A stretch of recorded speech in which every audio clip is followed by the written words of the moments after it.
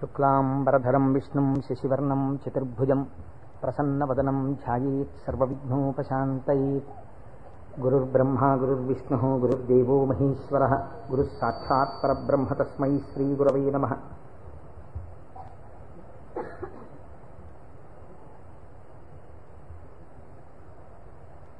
వ్యాసాయ విష్ణురూపాయ వ్యాసరూపాయ విష్ణవే నమో వై బ్రహ్మనిధయే వాసిష్ఠాయ నమో నమః. కూజంతం రామ రామేతి మధురం మధురాక్షరం ఆరుహ్య కవితాశాఖాం వందే వాల్మీకికోకిలం. శృతిస్మృతిపురాణానాం ఆలయం కరుణాలయం నమామి భగవత్పాదశంకరం లోకశంకరం. వాగర్ధావివ సంపృక్తౌ వాగర్ధ ప్రతిపత్తయే జగతః పితరౌ వందే పార్వతీపరమేశ్వరౌ. సూక్తిం సమగ్రయతున స్వయమేవ లక్ష్మీః శ్రీరంగరాజమహిషీమధురైకటాక్షైః. వైదగ్ధ్యవర్ణగుణగుంభనగౌరవైర్యాం కండూలకర్ణకుహరాः కవయోధయంతి. హైమోర్ధ్వపుండ్రమజహన్మకుటం సునాసం మందస్మితం మకరకుండలచారుగండం బింబాధరం బహుళదీర్ఘకృపాకటాక్షం. శ్రీవేంకటేశముఖమాత్మని సన్నిధత్తాం మనోజవం మరుతతుల్యవేగం జితేంద్రియం బుద్ధిమతాం వరిష్టం. వాతాత్మజం వనరయూథముఖ్యం శ్రీరామదూతం శిరసా నమామి. ఆపదామపహర్తారం దాతారం సర్వసంపదాం లోకాభిరామం శ్రీరామం భూయో భూయో నమామ్యహం. సింధూరారుణ విగ్రహాం త్రినయనాం మాణిక్యమౌళిస్ఫురత్తారానాయకశేఖరాం స్మితముఖీం ఆపీనవక్షోరుహాం. పాణిభ్యాం అడిపూర్ణరత్నచషకం రక్తోత్పలం బిభ్రతీం సౌమ్యాం రత్నఘటస్థరక్తచరణాం ధ్యాయేత్ పరేదంబికాం. హరి ఓం. పరమేశ్వర స్వరూపమైన సభకి నమస్కారం. ఇది ఉత్తరాయణ పుణ్యకాలం. దక్షిణాయనం పూర్తయి మనం ఉత్తరాయణంలోకి ప్రవేశించాం. ఈ ఉత్తరాయణ పుణ్యకాలంలో శివనామం ఒక్కసారి పలికిన వారు ఎవరైనా ఉన్నారా అని గమనిస్తారట. అంత మహోత్కృష్టమైన కాలం. విశేషించి అదృష్టం ఏమిటంటే మనం ప్రతిరోజు ప్రదోష వేళలో ఈ ఉపన్యాసాన్ని ప్రారంభం చేస్తాం. ప్రదోష వేళ పార్వతీ పరమేశ్వరుల యొక్క అర్ధనారీశ్వర స్వరూపంగా శాస్త్రం భావన చేస్తుంది. అంత పరమ పవిత్రమైనటువంటి అసుర సంధ్య వేళలో సాక్షాత్తుగా శంకరుడు వృషభవాహనారూఢుడై ఈ భూమండలం మీద తిరుగుతూ శ్రీశైల పర్వతం మీద ఒక్కసారి దిగుతారట. అందుకే సంధ్యారంభ విజృంభితం శృతిశిరస్థానాంతరాధిష్ఠితం సప్రేమ భ్రమరాభిరామమ సకృత్సద్వాసనాశోభితం భోగీంద్రాభరణం సమస్త సుమన పూజ్యం గుణావిష్కృతం సేవే శ్రీగిరి మల్లికార్జున మహాలింగం శివాలింగితం అంటారు. ఒక మద్ది చెట్టు నల్లుకున్నటువంటి మల్లెతీగని చూసినటువంటి శంకర భగవత్పాదులు పార్వతీదేవి చేత ఆలింగనము చేయబడిన పరమేశ్వర స్వరూపాన్ని శ్రీశైల పర్వత శిఖరముల మీద దర్శనం చేసినటువంటి మహోత్కృష్టమైన శ్లోకం అది. అటువంటి శివస్వరూపాన్ని మనం ప్రదోష వేళలో ప్రవచనంగా చేసుకునే ముందు శివపురాణం సామాన్యమైంది కాదు, చాలా పెద్ద గ్రంథం అది. అంత పెద్ద గ్రంథంలో మనకి ఉపయుక్తమైనవి ఉన్నాయి, చాలా జటిలమైనవి ఉన్నాయి. నిత్య జీవితంలో వాటిని అనుష్ఠానంలోకి తెచ్చుకోవడానికి అన్ని ఆశ్రమాలకి అలివి కానివి ఉన్నాయి. కనుక నేను అనుకున్నాను, శివాష్టోత్తర శతనామ స్తోత్రాన్ని ఉత్తరాయణ పుణ్యకాలం కనుక నేనేదో ప్రవచనం చేయడం కేవలం వినడం కాకుండా ప్రతిరోజు ఈ కార్డు పట్టుకుని వస్తే ప్రదోష వేళలో మనం ఇటువంటి దేవాలయంలో కూర్చుని చెప్పుకున్నటువంటి నామం 1,000,000 రెట్లు ఫలితం ఇస్తుంది. ఒక 30 రోజులో 40 రోజులో ఈ ప్రవచనాలు కొనసాగినప్పుడు మీరు ప్రతిరోజు ఈ నామాలు పలికారనుకోండి, 108 ఇంటూ 1,000,000 అంత నామం చేసినటువంటి ఫలితం మన ఖాతాలో ఈశ్వరుడు వేస్తాడు. దాని మీద వినడం శృణ్వం తపః, అది తపస్సు చేసినటువంటి ఫలితం అవుతుంది. ఉత్తరాయణ పుణ్యకాలంలో ఇంతకన్నా మనం చేసుకోగలిగినటువంటి మహద్భాగ్యం ఏముంటుంది? దీని మీద సుబ్రహ్మణ్యేశ్వర స్వామి వారికి ఇతపూర్వం నాకు తెలిసి కాకినాడ పట్టణంలో ఎన్నడూ జరగనంత అత్యద్భుతమైనటువంటి కార్యక్రమాన్ని మనం ఫిబ్రవరి 10, 11 తేదీలలో సుబ్రహ్మణ్యేశ్వర స్వామి వారి ఆవిర్భావము, తారకాసుర సంహారము, వల్లీ కళ్యాణము ఇవన్నీ శివపురాణాంతర్గతంగా వస్తాయి. ఇవన్నీ విన్న తరువాత 200 జంటలు పాలకావిళ్ళు ఎత్తి పట్టుకుని, కావిడి పట్టుకున్న వాళ్ళకి ఇంకా ఆచంద్రతారార్కం వంశాభివృద్ధి కోరికలు తీరుస్తానని పరమాత్మ ప్రకటించారు. ద్రవిడ దేశంలో అయితే కావిడి పట్టుకుని వెడుతుంటే సంతానము లేనటువంటి స్త్రీలు పడుకుని వారు దాటేటట్టుగా పడుకుంటారు. వారు దాటితే సుబ్రహ్మణ్యుడే దాటినట్టు. సంతానము కలగకుండా ఉన్నటువంటి ప్రతిబంధకము దానివల్ల తొలగిపోతుంది అని. అటువంటి ఉత్సవం నాకు తెలిసి జరగలేదు. పెద్దలు పూర్వం ఎవరైనా చేసి ఉండవచ్చు. అటువంటి ఉత్సవాన్ని మనం ఫిబ్రవరి 11వ తారీఖున చేసుకోబోతున్నాం. ఇక్కడ ఆ రోజున సుబ్రహ్మణ్య సంబంధంగా ఒక గొప్ప హోమం జరుగుతుంది. సుబ్రహ్మణ్యుడికి పాలకావిళ్ళు పట్టుకొచ్చిన కావిళ్లలో పాలతోటే అభిషేకం జరుగుతుంది. అదే రోజున స్వామివారికి సాయంకాలం వల్లీ కళ్యాణం జరుగుతుంది. బహుశా వల్లీ కళ్యాణం జరగడం అన్నది మనం చాలా తక్కువగా చూసాం. వల్లీ కళ్యాణం ఆ రోజు సాయంకాలం ఇక్కడ జరుగుతుంది. ఇది కాకుండా ఇంకా కొన్ని విశేష కార్యక్రమాలు ఇందులో మన జీవితాలు ధన్యమయ్యేటట్టుగా అనుసంధానం చేస్తాం. ఆయా ఘట్టాలు వచ్చినప్పుడు వాటిని మీకు ముందుగానే విజ్ఞాపన చేస్తాను. కనుక శివపురాణాన్ని మనం శివాష్టోత్తర శతనామ స్తోత్రంతో అనుసంధానం చేసుకుంటే ఈ ప్రవచనాలు అయిపోయిన తరువాత కూడా మీరు ఎప్పుడైనా ఇంటి దగ్గర కూర్చుని నామాలు చదువుకుంటుంటే మనస్సు తొందరగా రమిస్తుంది. ఎందుచేత అంటే శివో మహేశ్వర శంభు పినాకి శశిశేఖర అని చదవడం వేరు. శివ అనగానే మొదటి నామం దగ్గర మీకు కొన్ని విషయాలు జ్ఞాపకానికి వచ్చాయనుకోండి, మనస్సు ఏమవుతుందంటే అటు ఇటు వెళ్ళదు, అందులోకి వెళ్ళిపోయి ఏదో ఒక నామంలో ఒక ఘట్టం ఏదో మీకు జ్ఞాపకం వచ్చి దాని గురించి ఆలోచిస్తూ మీరు నామాలన్నీ చదివేశారనుకోండి, ఇప్పుడు మీరు 108 నామాలు దీక్షతో తపస్సుగా చేసిన ఫలితం వస్తుంది. అది అర్థం తెలియకుండా చదువుతున్నారనుకోండి, మనస్సు చంచలమై ఎక్కడికో వెళితే నామం చెప్పిన ఫలితం ఉంటుంది, కానీ మనస్సు లగ్నం కాదు.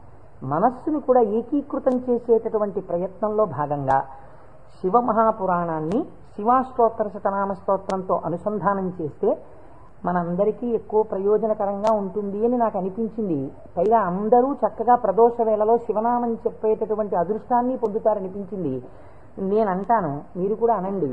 ఇది అయిన తర్వాత నేను ప్రవచనం ప్రారంభం చేస్తాను. ఇవాళే కాదు, ప్రతిరోజు. ఇవాళంటే కొద్దిగా మనకు ప్రారంభం కాబట్టి ఆలస్యం అయింది, రేపటి నుంచి అలా ఉండదు ఖచ్చితంగా. ఎందుకంటే ప్రదోష వేళలో ఈ నామాలు చదవాలి కాబట్టి 6:30 అయ్యేటప్పటికి నామాలు చదవడం ప్రారంభం చేసేస్తాం. ఎందుకంటే ప్రదోష వేళలో చదివినటువంటి దాని ఫలితం మీరు శివమహాపురాణంలో విందురు గాని దాని శక్తి ఎలా వెళ్ళిపోతుందో చూద్దురు గాని. ధ్యాన శ్లోకం చెప్పండి.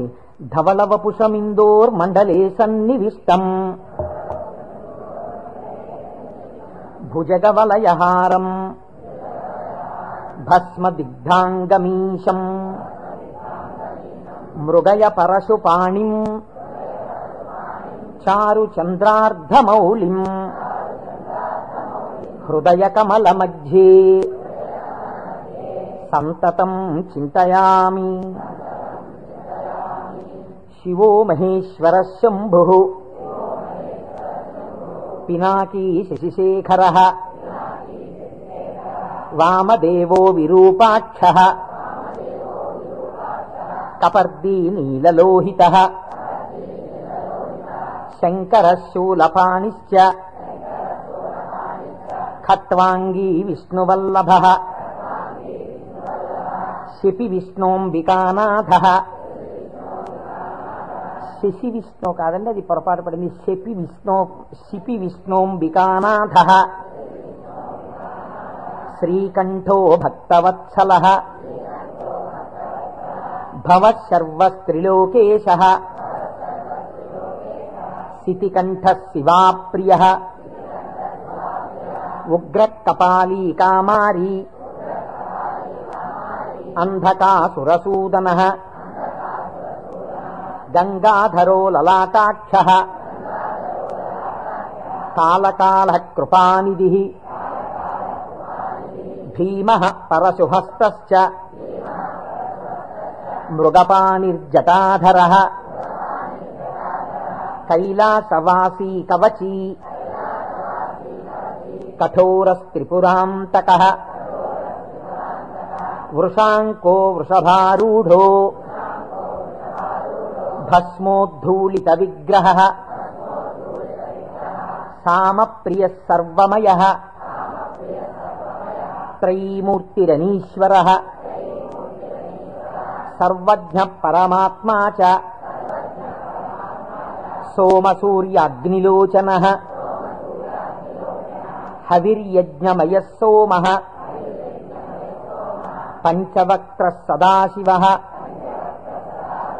విశ్వేశ్వరో వీరభద్రో గణనాథ ప్రజాపతిః హిరణ్యరేతా దుర్ధర్షో గిరిశో గిరీశో నగః భుజంగభూషణో భర్గో గిరిధన్వీ గిరిప్రియ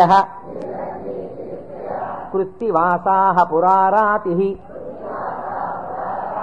భగవాన్ ప్రమదాధిపః మృత్యుంజయః సూక్ష్మతనుః జగద్వ్యాపీ జగద్గురుః వ్యోమకేశో మహాసేనః మహాసేన జనకశ్చారు విక్రమః రుద్రో భూతపతిస్థాణుః అహిర్భూజ్ఞో దిగంబరః అష్టమూర్తిరనేకాత్మా సాత్వికः శుద్ధ విగ్రహः శాశ్వతః ఖండపరశుః అజపాశ విమోచకః మృఢ పశుపతిర్దేవో మహాదేవో వ్యయో హరిః పూషదంతభిదవ్యగ్రో దక్షాధ్వర హరోహరః భగనేత్రభిదవ్యక్తః సహస్రాక్షః సహస్రపాత్ అపవర్గప్రదోనంతః తారక పరమేశ్వరః ఏవం శ్రీశంభుదేవస్య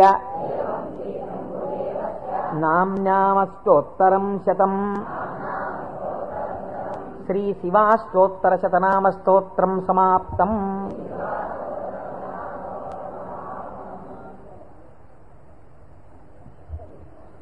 హరి ఓం.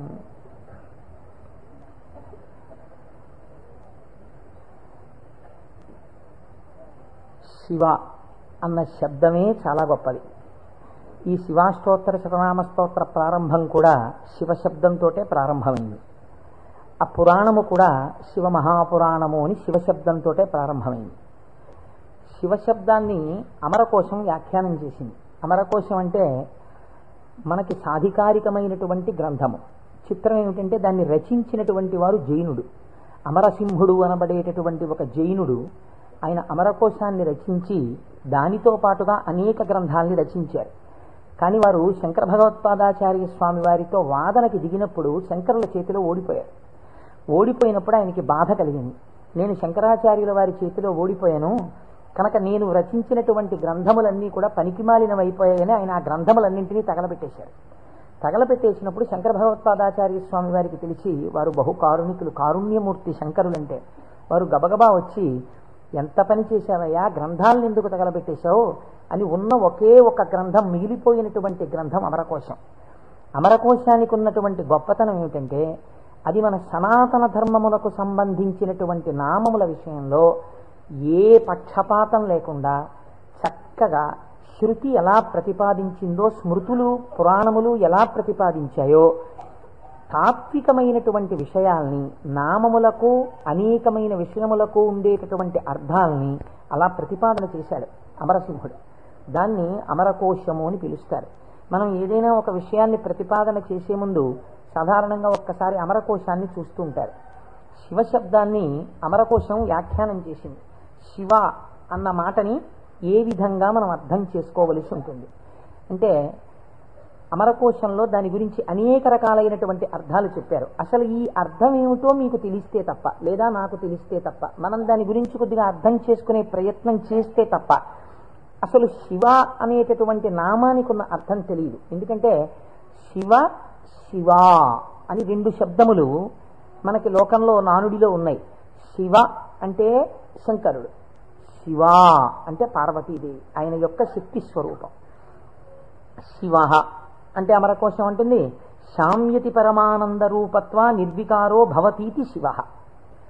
నిర్వికారుడై, నిర్వికారుడు అంటే మనకి వికారములు ఉంటాయి. నేను తరచూ మీకు ప్రస్తావన చేస్తుంటాను. ఈ జగత్తులో ఉన్నటువంటి సమస్త ప్రాణులకు, సమస్త జీవులకు 6 వికారములు ఉంటాయి. ఇవి షడ్వికారములు అంటారు. కాలములో ఏదైనా వచ్చిందనుకోండి, దానికి పుట్టినటువంటి తేదీ అని ఒకటి ఉంటుంది. పుట్టిన తేదీ అన్నది పడినది అంటే మీరు ఒకటి గుర్తుపెట్టుకోవాలి, అది షడ్వికారములకు లోనైపోతుంది. ఈ భావన మీ మనస్సులో బాగా రూఢమైందనుకోండి, బాగా పూనుకుందనుకోండి, అసలు సగానికి సగం లోకం పట్ల ఉండేటటువంటి తాదాత్మ్యత తగ్గిపోతుంది. ఇది కేవలం వినడానికి విన్నారనుకోండి, దీని వలన వచ్చేటటువంటి ప్రయోజనం తక్కువగా ఉంటుంది. ఇది బాగా లోపల జీర్ణమైందనుకోండి, మీకు అనేక విషయాలు అర్థం అవుతాయి. మీరు ఒక్కసారి గమనించండి, షడ్వికారములలో ఇక పూర్వం మీరు ఆ వస్తువుని చూడలేదు, కానీ ఆ వస్తువు, ఆ ప్రాణి, ఆ జీవుడు ఒకానొక కాలమునందు ఈ లోకములో పుట్టింది. కాబట్టి ఇప్పుడు దానికి జన్మము అన్న తేదీ ఒకటి వచ్చింది కాలంలో. సరే, కాలం అన్నది యథార్థమా అంటే బీజస్యాంతరివంకురో జగదిదం ప్రాంగ్ నిర్వికల్పం పునః మాయా కల్పిత దేశకాల కలనా వైచిత్ర చిత్రీకృతం అన్నారు శంకరాచార్యులు వారు. ఆ తత్వ పరిశీలనాన్ని పక్కన పెడితే ఒక జన్మ తేదీ ఉంది. ఈ జన్మ తేదీలో ఒక ప్రాణి కనపడగానే శాస్త్రం అంది 6 విషయాలు గుర్తుపెట్టుకో. ఇక పూర్వము లేనిది పుట్టినది. పుట్టినది మీరేమనాలి? ఎవరో పిల్లాడు పుట్టాడు, వాడు ఏడుస్తున్నాడు, పిల్లాడు ఉన్నాడండి. పుట్టిన పిల్లాడు ఏడవలేదు. అయ్యో ఏమిటి పిల్లాడు ఏడవట్లేదు అని కదిపి చూశారు. కదిపి చూస్తే డాక్టర్ గారు వచ్చారు, స్టెప్ పెట్టారు, ఊపిరి తీయట్లేదు, నల్లగా అయిపోయి ఉన్నాడు. అయ్యో అమ్మా, నీకు మృత శిశువు జన్మించాడు అన్నారు. కాబట్టి పుట్టినది. అసలు రెండో వికారం ఉంటుంది, ఉన్నది భవతి అనగా ఈ లోకములోకి వచ్చినప్పుడు అది ఉన్నది. అసలు ఉన్నది అని మీరు అనాలంటే అక్కడే శివ శబ్దం ప్రారంభం, మంగళత్వం. ఉన్నది. ఉన్నది అలాగే ఉండాలా? అలా ఉండదు, పెరగాలి. పెరిగినది. పెరిగినది పెరుగుతూ వెళ్ళిపోతుందా? నేనున్నాను, ఎవరి మీదో ఎందుకు పెట్టి చెప్పాలి? కోటేశ్వరరావు అనబడేటటువంటి ఈ శరీరం ఒక డేటు, ఈ డేట్ చెప్తే ఏమవుతుందంటే అదో పుట్టినరోజు అనుకుని చాలా మంది పాపం ఇచ్చేసి చాలా అలవాటు చేస్తున్నారు. అందరూ భయం వేస్తుంది నాకు ఆ డేట్ చెప్పడానికి. ఏదో 14/7/1959కి ముందు ఈ శరీరం లేదు. 14/7/1959లో ఈ శరీరం వచ్చింది. కాబట్టి ఈ శరీరం వచ్చినది ఉన్నది, ఏడిచింది అమ్మ కడుపులోంచి వచ్చి. అలాగే ఉందా? మా అమ్మ కడుపులోంచి వచ్చినప్పుడు ఎలా ఉన్నానో అలా ఉన్నానా? పెరిగినది. అబ్బో, ఎంత ధ్వజస్తంభం అంత పెరిగిపోయింది ఈ శరీరం. పెరిగినది. ఇది ఇలా పెరుగుతూ ఉంటుందా? ఉండదు, తరిగినది. మీరు నన్ను ఒక 20 సంవత్సరాల తర్వాత చూశారనుకోండి, ఇది తరిగిపోతుంది. ఈ శరీరం వడిలిపోయి క్షీణించిపోవడం ప్రారంభమైపోతుంది. తరిగినది. తర్వాత ఆయనేనా ఈయన అనవలసి వస్తుంది, మార్పు చెందినది. బాగా క్షీణించిపోయి ఇప్పుడున్నంత శరీరం ఉండదు. అయ్య బాబోయ్, అప్పుడు ఎంత ఉండేవారండి మనిషి, ఆయన ఈయన అటుకంత అయిపోయారండి అంటాం. కాబట్టి మార్పు చెందినది, తరిగినది. ఇంకా కొంతకాలం అయిపోయిన తర్వాత నశించిపోయినది. ఇది శరీరం అంత్యేష్టి సంస్కారం చేయబడిపోతుంది. కాబట్టి ఈ 6 వికారములు సమస్త ప్రాణులకు ఉండి తీరుతాయి. జన్మ తేదీ ఉన్నది, చిట్ట చివరి వికారమునకు కూడా సమయం ఉన్నది. ఈ మధ్యలో ఈ 6 వికారములు నడుస్తుంటాయి.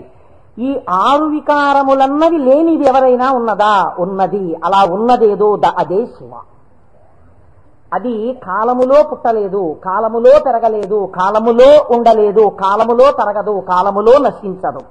ఎవరి నుండి వచ్చినదో, ఎవరి ఎందు పెరిగినదో, ఎవరి ఎందు లయించిపోతున్నదో వాడు మాత్రం అలా ఉండిపోతున్నాడు. మేకలు వేయింజన్నను భాసురముగనొక్క కోటి పర్ణం బెక్కున్, ఆ కోతులు వేయింజన్నను కోకోయని కొంకినక్క కోయని కూర్చొని అంటారు జానపదులు. అందరూ వస్తారు, వెళ్ళిపోతాయి లోకాలన్నీ. చిట్ట చివరికి వెళ్ళిపోయిన లోకాలన్నీ ఎవరిలోకి వెళ్ళిపోయాయి? వాడు లయించిపోతాడా? వాడు లయించిపోడు. వాడిలోకి అన్ని వెళ్ళిపోయి వాడు ఉండిపోతున్నాడు. అలా ఉండిపోయిన వాడెవడు? వాడు పరబ్రహ్మము. వాడికి శాశ్వతుడు, వాడికి కదలిక లేదు. వాడు ముందున్నాడు, చివరా ఉన్నాడు. అలా ఉన్నవాడెవడో వాడు నిర్వికారుడు. వాడికి వికారములు లేవు. వాడికి వికారం లేదు కాబట్టి వాడు ఎలా ఉంటాడు? వాడి జుట్టు తెల్లబడదు కదండి, వాడికి ముసలితనం లేదు, కాలము లొంగదీయలేడు. కాబట్టి ఇప్పుడు వాడు నిత్య యవ్వనుడు. అందుకే శివుడి గురించి చెప్పినా, అమ్మవారి గురించి చెప్పినా మనం ఏం చెప్తామంటే నమశివాభ్యాం నవయవ్వనాభ్యాం అంటాం. ఈ శ్లోకం మా ముత్తాత గారు చెప్పారు, అప్పుడు నవయవ్వనులే వాళ్ళు. మా తాతగారు చెప్పారు, అప్పుడు నవయవ్వనులే వాళ్ళు. మా ముత్తాత గారు వెళ్ళిపోయారు, మా తాతగారు వెళ్ళిపోయారు, మా తండ్రి గారు చేశారు కొంతకాలం ఆ శ్లోకాలు, మా తండ్రి గారు వెళ్ళిపోయారు. ఇప్పుడు నేను చేస్తున్నాను. నేను చెప్పిన నమశివాభ్యాం నవయవ్వనాభ్యాం పరస్పరాశ్లిష్టవపుర్ధరాభ్యాం. అదేమిటంటే మా ముత్తాతగారు, తాతగారు, తండ్రి గారు, నేను 4 తరాలు మారిపోయాయి, ఇంకా నవయవ్వనాభ్యామేనా? ఆ శ్లోకం మార్చద్దా? వృద్ధాప్యం రాదా? రాదు. ఎందుకు రాదు? మీరు కాలమునకు వశులై కాలమునందు మార్పు మీకు వస్తుంది. కాలస్వరూపములో మీ యందు మార్పులు తెచ్చేవాడెవడున్నాడో వాడు మార్పునకు అతీతుడుగా సాక్షిగా ఉన్నాడు. కదిలే వస్తువుకి కదలని వస్తువు ఆధారమై ఉంటుంది. మీరు బాగా జ్ఞాపకం పెట్టుకోండి. కదిలే వస్తువుకి గడియారానికి ఉన్నటువంటి పెంజూలం ఊగాలనుకోండి, పెంజూలంని పట్టుకున్నటువంటి స్ప్రింగ్ ఊగకూడదు. స్ప్రింగ్ కూడా ఊగడం మొదలెట్టింది అనుకోండి, ఇంకేంటి అలా ఊగదు. స్ప్రింగ్ నిలకడగా ఉంటుంది, పెంజూలం ఊగుతూ ఉంటుంది. ఒక కదిలే వస్తువుకి ఒక కదలని వస్తువు ఎప్పుడూ కూడా ఆధారమై ఉంటుంది. వికారములు కలిగిన జగత్తుకు ఏది వికారములకు అతీతమై ఉన్నదో అది ఆధారమై ఉన్నది. దాని యందే ఈ సమస్త జగత్తు పుట్టి పెరిగి లయించుచున్నది. అటువంటిదేదో అది వికారాతీత స్థితి కలిగినటువంటి పరబ్రహ్మము. దానిని నువ్వు ఒక నామవాచకంతో పిలవాలనుకుంటే శివ అని పిలవవచ్చు. కాబట్టి ఇప్పుడు శివశబ్దం ఎవరిని చెప్తోంది? పరబ్రహ్మాన్ని చెప్తోంది. ఇప్పుడు ఆయన ఎలా ఉంటారు? నిర్వికారమై నిరంజనమై. ఇదే కదండి శివకవచం మాట్లాడుతుంది. పూర్వభాగంలో ఆయన యొక్క స్థితిని ఆయన ఎలా నిర్వికారుడై ఉంటాడో చెప్తుంది. ఇటువంటి పరమాత్మ స్వరూపం మీ కన్నులకు కనపడుతుందా? వికారము పొందుతున్న జగత్తు మీకు కనపడుతుంది, కానీ వికారములు పొందుతున్నటువంటి జగత్తుకి తను ఆధారముగా ఉన్నవాడు మీకు కనపడతాడా? కనపడడు. ఈయనకి ఒక రూపం తీసుకొచ్చి చూస్తే ఎలా ఉంటాడు అంటే, అమరకోశంలో ఎంత అందంగా మాట్లాడాడో చూడండి. అమరసింహుడు పరమానంద రూపత్వ, ఆయన పరమానందమును పొందుతూ ఉంటాడు. ఎందుకని? మన అందరికీ సుఖ దుఃఖాలని ద్వంద్వాలుంటాయి, ఎప్పుడూ ఆనందంతో ఉండం. ఆయనకి వికారాలు ఏమీ లేవు, అందుకని ఆయన ఎప్పుడూ పరమానందంతో ఉంటాడు. ఎక్కడుంది పరమానందం?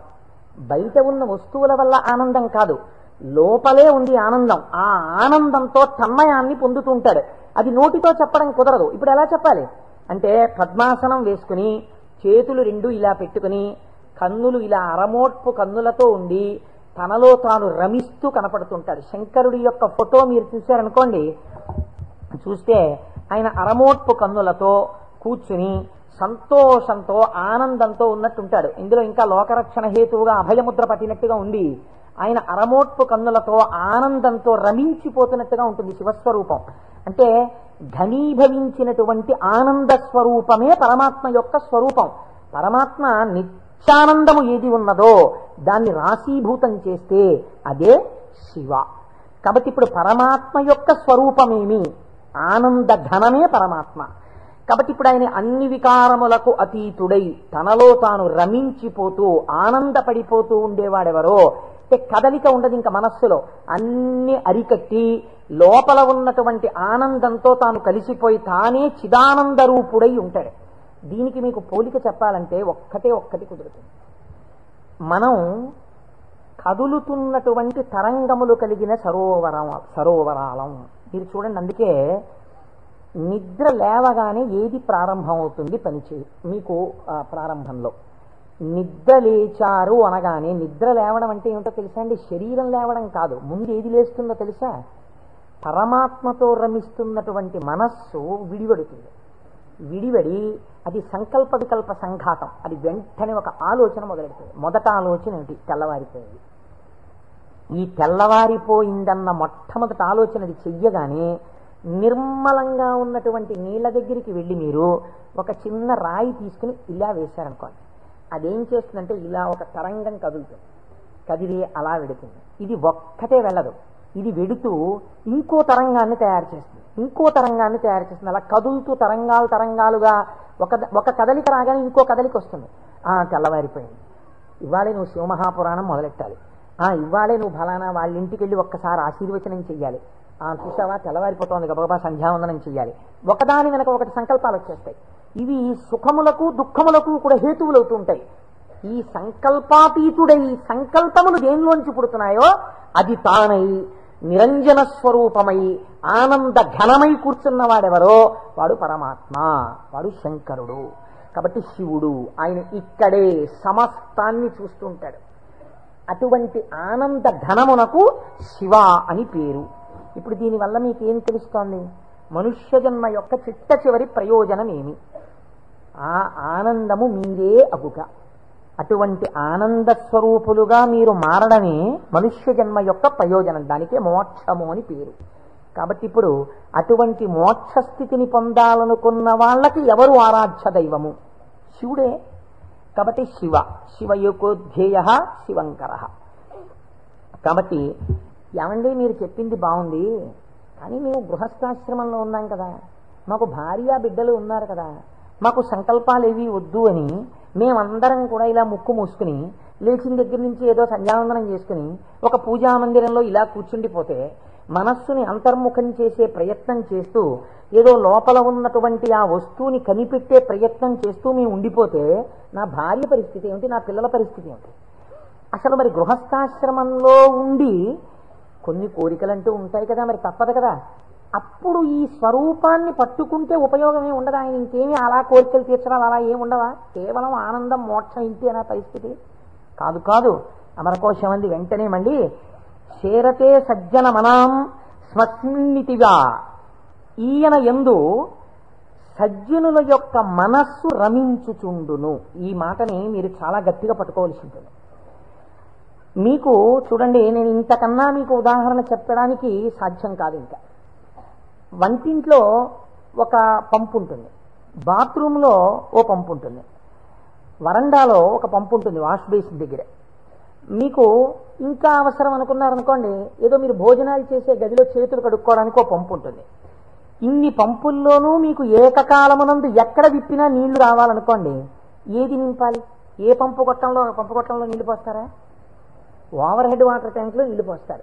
ఓవర్ హెడ్ వాటర్ ట్యాంక్లో నీళ్లు పోస్తే అన్ని పంపుల్లోనూ నీళ్లు వచ్చినట్టు శివస్వరూపాన్ని పట్టుకుంటే అది ఏ రూపంగా, ఏ రకంగా, ఏ విభూతితో, ఏ లక్షణంతో, ఏ గుణంగా మీ మనస్సు ఇష్టపడిన ఏ విధానంగా ఒక్కదాన్ని మీరు పట్టుకుని రమించిపోవడం ప్రారంభించినా అది మీకు కావలసిన సమస్తాన్ని ఇస్తుంది. అలా ఇవ్వగలదు. దానికి ఆ శక్తి ఉన్నది. అది మిమ్మల్ని కాపాడుకుని వస్తుంది.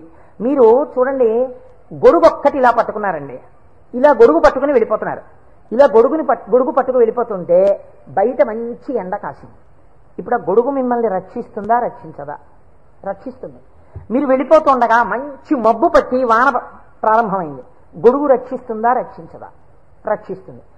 వాన తగ్గిపోతోంది, ఇంకా కొద్దిగా ఎండ వస్తే బయలుదేరదాం అనుకుని మీరు చెట్టు కింద నించున్నారు. ఒక పక్షి పైనుంచి రెట్ట వేసింది. మీ మీద పడకుండా గొడుగు రక్షిస్తుందా, రక్షించదా? రక్షిస్తుంది.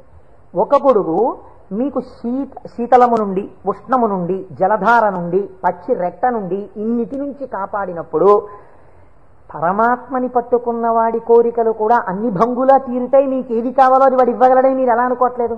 అచేతనమైన ఒక గొడుగు మీకు ఇన్నింటిని ఇవ్వగలిగినప్పుడు మీరు పట్టుకున్న పరమాత్మ మీకు ఏది అవసరమో అది మీకు ఇవ్వడని మీరు ఎలా అనుకుంటున్నారు? మీకు ఏది కావాలో మీరు అడగక్కర్లేకుండా మీకు తీరుస్తాడు. అది గొప్ప. మీరు శాస్త్రంలో ఒక మర్యాద తెలుసుకోవాలి.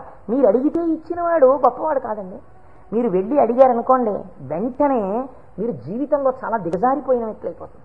ఒకరి దగ్గరికి వెళ్ళి, అయ్యా నాకు ఇది లేదండి, నన్ను మీరు కొంచెం అనుగ్రహించి నాకు ఇది కలిగేటట్టుగా మీరు చెయ్యండి అని అడిగారనుకోండి, వాచికంగా నోరు విప్పి ఒకరి దగ్గరికి వెళ్ళి నాకు ఇది ఇప్పించండి అని అడిగినప్పుడు ఆత్మహత్యా సదృశమే. వాడు చచ్చిపోయినంత బిడియపడిపోతాడు. ఎవరు శీలమున్నవాడు బెంగ పెట్టుకుంటాడు. నోరు విప్పి అడగడమా, వెళ్ళి నాకు ఇది ఇవ్వండి అని ఎలా అడగను అంటాడు. అడగలేడు. అందుకే మనకి పూర్వకాలంలో మీకు తెలుసో తెలీదో, మీసంలో ఒక వెంట్రుక తాకట్టు పెట్టి అప్పు తెచ్చుకునేవారు. మీసంలో వెంట్రుక తాకట్టు పెడితే అప్పు ఇవ్వడం ఏంటండి? అంటే వాళ్ళ రోషానికి చిహ్నం అది. ఎన్నడూ నేను ఒకరిని చెయ్యి అడగలేదురా, చెయ్యి